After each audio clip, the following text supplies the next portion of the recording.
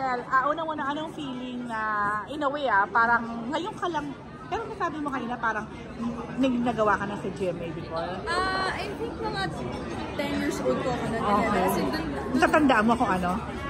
May Twin Hearts, may Tanegrita, hindi ko na po maalala iba. Actually, parang may isa pa or dalawa pa po. Talaga din naman. Okay, okay. So anong feeling na nalaman mo na isa collab between, of course, GMA and Regal?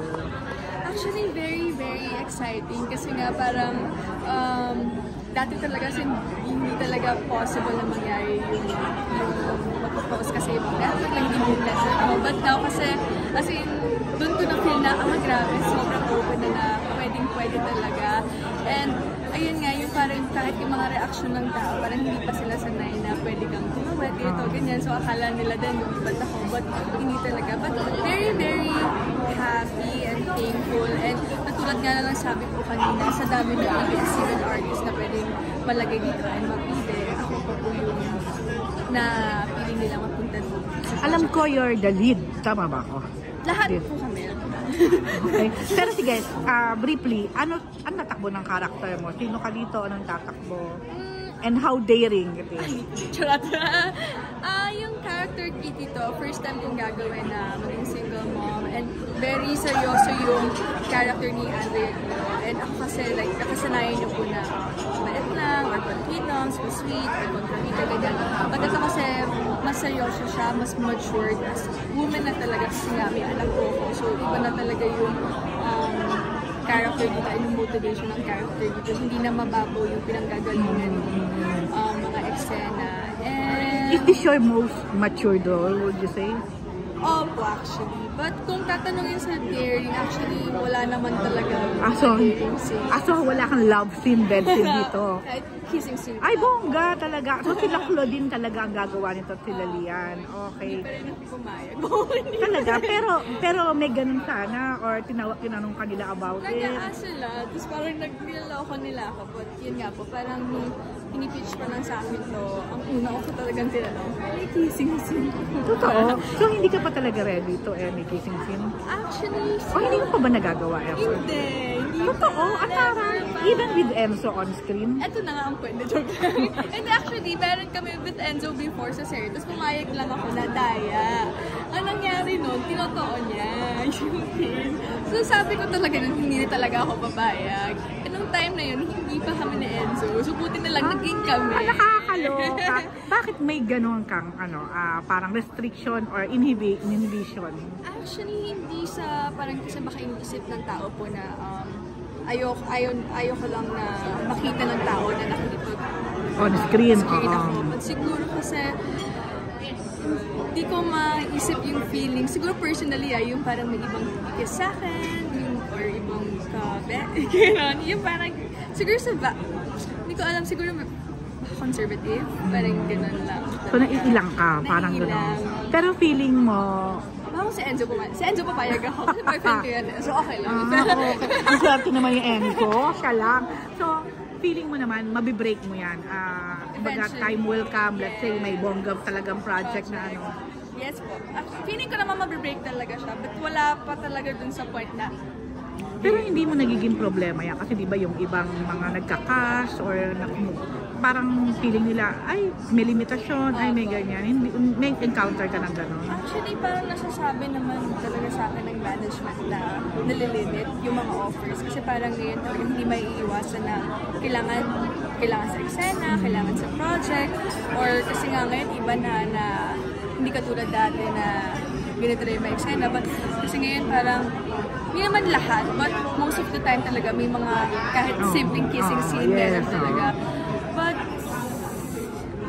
siguro nasa akin na lang, meron project na, at merong mga rules na papayag sila na wala talaga. So, hindi kayong tipong kailangan kung gawin to, para sumikat ako, lalong gano'n. So, hindi ka, ala ka dun sa aspect na yun? Wala, actually. Yun nga ako doon ako talaga yung nasa utak na hindi. Kahit anong mangyari, hindi dahil like gusto ko talaga maging sumikat or famous or maging yung marating yung mga narating na ng iba na natanggap ko ng mga projects na ganito. Kasi parang hindi ako yun eh. Kung hindi ako happy and hindi ako comfortable, gagawin. Anong say ni Enzo sa ganyan? Nagugulat siya sa akin. Kasi siya, di ba? Siya, tumatanggap siya ng go. Correct. Eh, dito na nga lang salin lang eh. Ay, salin lang sa Can't Buy Me Love. Can't Buy Me Love. Na hindi ko alam na may ganung eksena. So after nun, talagang, ay, sa TikTok ko pa napanood. Seryoso? So pagka gano'n, sinisita mo rin siya? Oo, sabi ko, ano to yung eksena mo? Hindi mo sa akin sinabi. But, daya lang naman yung eksena na yun. But, yan. So, nakikita ko masaya siya na ganyan ka or what? Tsaka nagugulat siya kasi parang sa bilang artista kasi nakapanindigan mo. At saka parang sinasabi nila, it's an art, ganyan. Pag artista naman to, kailangan sa eksena, parang professionalism, ganyan. But siguro iba sa akin eh, parang hindi talaga comfortable. So nagugulat siya na minsan talaga na, lalo na yung mga una, na hindi talaga ako pumapayag. Kahit yung show nga namin na hindi pa kami. So parang hindi naman niya ako girlfriend pa nung time. So iniisip niya na, tayo bang pumayag ng babae na to? Parang gano'n. Wala, nasanay na siya sa akin na gano'n. Tapos every time na yun yung may mga projects ganyan, ang alam ng lagi yung unang tinatanong, may K16 po. Nakakaloka. Pero gano'n kayo katagal, Michelle? Magpo-4 na. Grabe. So, tingin mo, this is it na? This is it one. I mean, si Enzo na talaga and all. And nandun na ba kayo sa stage na, yun, may mga plannings na, may mga talks na about getting married, of course. Yeah, nandun naman na kami sa point na yun na, as in, pinag-uusapan namin. Actually, parang medyo detailed nga yung, pati yung wedding. Ako alam dapat kayo ito, ilang guests na, gito. Nandun na kami sa point na pinag-uusapan. But, syempre, hindi pa ngayon. Kasi, alam naman niya na, ako personally, sinasabi ko like, too young pa talaga ako. Pero siya kasi, baka carry na niya, matanda na siya, charot, Enzo. Like, pero nakikita mo sa kanya na gusto na niya? Sinasabi naman siya, actually mas open siya. Tapos parang ako kasi sinasabi ko na, 30s ko pa kasi gusto. Sinasabi niya na, 30, pagsasabi mo, siya yung magaganon sa akin.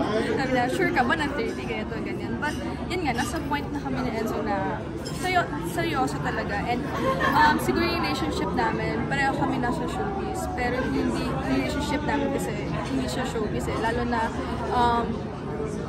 siya very close to my family and ako very close to his family.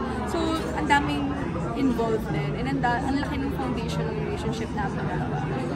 Ang daming mga issue ng mga breakup ngayon ng mga magjowa sa showbiz. Di ba kayo medyo, napag-uusapan niyo ba yun?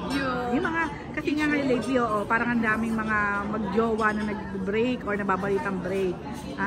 Anong take niyo doon? Ang hirap kachikahan na Enzo sa ganyan eh. Kasi wala siyang kaalam-alam sa mga chismis, sa mga nangyayari sa pero kayong dalawa, confident kayo na, at ang mga fans niyo siyempre, confident sa inyong dalawa na kami magsasay kami, I think yes talaga. Siyempre ayoko magsalita ng tapos kasi mamaya ako yung balikan, di ba? But ako sa ngayon masasabi ko, yes talaga. Taray! Yes talaga. Okay.